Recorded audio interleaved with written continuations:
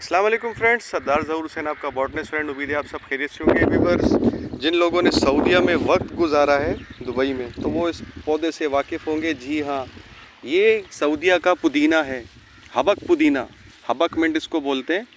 ये देखें पत्ते का साइज़। अगर किसी को मैदे का मसला है, वो राइज़ेक या ओमेप्राजोल कैप्सूल यूज़ कर रहा है या साशे, तो यूज़ करना छोड़ दे, इसे इस्तेमाल करें। डिटॉक्स बनाए, चटनी बनाए, मार्गरेटा ड्रिंक्स बनाए, इसको खाने में सालन में इस्तेमाल करें। बड़े कमाल का ज़बरदस्त किस्म का जायका है। शहर कराची में फुल सनलाइट में गर्मी सर्दी में चलने वाला पौधा। ये देखें, कुछ 2 फीट तक तो इसकी हाइट है मेरे ख्याल से।